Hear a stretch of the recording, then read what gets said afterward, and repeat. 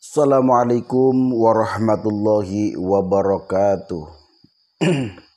Bismillah, alhamdulillah, wassalatu wassalamu ala rasulillah, la haula wa la quwata illa billah, amma ba'd. Saudara-saudaraku semuanya dimanapun berada, baik yang ada di dalam negeri ataupun di luar negeri. Salam santun saya, salam hormat saya, salam damai, salam kompak, salam budaya, salam seduluran selawas-selawas. Saudaraku, doa saya untuk kalian semuanya, mudah-mudahan kalian semuanya senantiasa dilancarkan rezekinya, diberi kesehatan, diberi umur panjang, umur yang berkah, dan umur yang bermanfaat. Bagi saudaraku yang sedang sakit, saya doakan mudah-mudahan segera sembuh, diangkat penyakitnya sehingga bisa beraktivitas seperti biasa. Bagi saudaraku yang sedang menanti jodohnya, saya doakan mudah-mudahan segera mendapatkan jodohnya, segera menikah, membangun rumah tangga yang sakinah, mawaddah, warahmah. Amin ya rabbal alamin. Saudara-saudaraku dimanapun berada, baik yang ada di dalam negeri ataupun di luar negeri, para pecinta Sang Kinasih Satrio Piningit, para pandemen Sang Kinasih Satrio Piningit, dimanapun berada, mudah-mudahan kalian semuanya senantiasa mendapatkan perlindungan Allah Subhanahu wa Ta'ala. Amin ya rabbal alamin. Perlu diketahui saudara-saudaraku, bahwa kehadiran Satrio Piningit, kemunculan Satrio Piningit bukanlah membawa bencana, namun justru saudaraku, Sang Kinasih Satrio Piningit ini dimunculkan untuk memberi solusi, berusaha bagaimana supaya keadaan di muka bumi ini yang mana banyaknya bencana, yang mana banyaknya moral yang rusak, yang mana banyaknya budi pekerti yang sudah hancur, maka disitulah Sang Kinasih Satrio Piningit berjuang agar keadaan di zaman kala bendu atau di zaman Sengoro ini betul-betul menjadi zaman yang diharapkan oleh masyarakat banyak, oleh masyarakat luas, yaitu zaman keemasan, zaman yang orang-orang nantinya banyak yang merasakan kehidupan yang nyaman, kehidupan yang indah, bisa merasakan kesuburan Nusantara ini, kesuburan di muka bumi ini, yang mana sebetulnya Nusantara ini sangatlah subur, namun karena banyaknya orang-orang yang moralnya sudah bejat, banyaknya orang-orang yang rakus, banyaknya orang-orang yang tidak karu-karuan, banyaknya orang-orang yang suka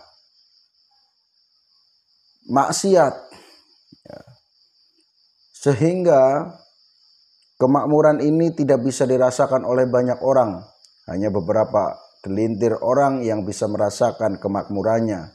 Namun yang lain, termasuk orang-orang miskin, janda-janda tua, orang-orang jompo yang sudah tidak mampu, hampir tidak bisa merasakan kesuburan Nusantara ini, saudaraku. Jadi Sang Kinasih Satrio Piningit ini justru akan memperjuangkan hal itu, bukan malah membawa bencana. Maka ketika ada orang yang mengatakan bahwa kehadiran Satrio Piningit itu bersama dengan bencana, mungkin itu betul. Kenapa betul? Ya karena memang dengan adanya bendu-bendu, maka Allah memunculkan Sang Kinasih sebagai utusan, sebagai orang yang terpilih, sebagai orang yang memang betul-betul dikehendaki oleh Allah sebagai perantaranya untuk menyelamatkan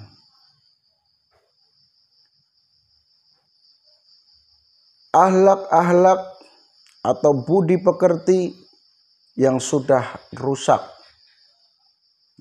Seperti itu, saudaraku. Jadi ketika orang mengatakan bahwa kemunculan Satyropinit itu membawa bencana, itu kurang benar, kurang pas. Ya. Kurang pas, saudaraku. Walaupun kehadiran beliau ditandai dengan adanya huru-hara. Justru dengan huru-hara inilah Sang Kinasih muncul untuk menghentikan atau meminimalisir huru-hara ini, saudaraku.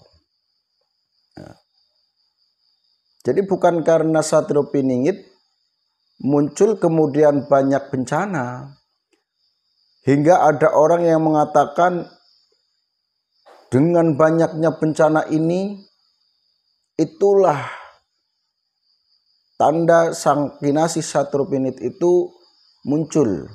Dan kemudian orang tersebut memahaminya berarti Sang Kinasih Satyropinit itu kemunculannya membawa bencana. Ya, karena dikatakan seperti tadi, ya, dengan banyaknya bencana Sang Kinasih muncul. Berarti ketika Sang Kinasih mau muncul ada bencana terlebih dahulu. Itu yang kadang-kadang orang berpikirnya itu berlebihan, saudaraku. Jadi justru adanya bencana itulah Allah mengutus Sang Kinasihnya, ya, supaya bisa ya minimalnya meminimalisir. Ya, bencana itu kan tidak hanya berbentuk gunung meletus, tanah longsor, banjir bandang dan sebagainya, bukan seperti itu. Termasuk budi pekerti yang sudah hancur ini ya bencana. Termasuk orang-orang yang sudah tidak peduli dengan sekitarnya, orang-orang miskin, ya. Kemudian orang-orang yang sudah tidak mampu, janda-janda tua dan lain sebagainya. Itu juga termasuk, saudaraku. Ya.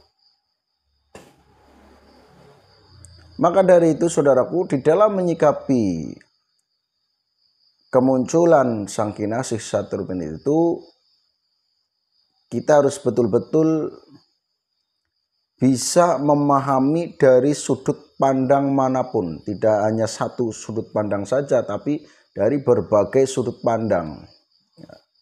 Sehingga tidak mengatakan bahwa justru kemunculan Sang Kinasih Satyropinit itu membawa bencana, namun justru akan memperjuangkan. Ya. Dan ketika kita berbicara bencana seperti banjir bandang, tanah longsor dan lain sebagainya, itu kan ada beberapa penyebab. Ya. Ada yang memang itu adanya tanah longsor atau banjir bandang karena ulah tangan manusia sendiri. Mungkin banyak orang yang membuang sampah sembarangan, ya. Kemudian sudah tahu ada perbukitan, di bawahnya dikeruk, digerus, diambil batunya, diambil pasirnya sampai terlalu dalam dan lain sebagainya. Nah, penyebab-penyebab ini yang nantinya akan dinetralkan oleh beliau Sang Kinasih Satyropiningit melalui pendekatan-pendekatannya. Dan Sang Kinasih itu akan membentuk yang namanya konsep keadilan atau yang biasa disebut Ratu Adil. Nah, seperti itu saudaraku. Keterangan ini bukan ambil dari mana-mana, namun memang keterangan ini yang muncul dari kebatinan saya. Andai kata salah, ya memang saya orang biasa, manusia biasa, yang bisa kemungkinan apa yang saya sampaikan itu salah. Namun barangkali apa yang saya sampaikan benar, saudaraku. Maka dari itu, di dalam menyikapi apa yang saya sampaikan, ya jangan ditelan mentah-mentah. Ya. Ambil sisi positifnya, buang negatifnya. Seperti itu ya saudaraku. Sekali lagi saudaraku, kemunculan sang kinasih Saturpiningit bukan membawa bencana, namun akan memberi solusi bagaimana supaya bencana itu tidak terlalu banyak. Ya. Bisa jadi nanti mengajak para saudara-saudara untuk mengurangi kemaksiatan, mengurangi kerakusan, dan juga kecerobohan, termasuk tadi membuang sampah sembarangan, ya, mengambil pasir sembarangan, mengambil batu sembarangan, pohon-pohon ditebang sampai hutannya gundul. Nah, ini kan akan diminimalisirnya nanti dari hal itu. Karena tadi kan sudah saya sampaikan tentang bencana yang ada itu penyebabnya banyak. Ya.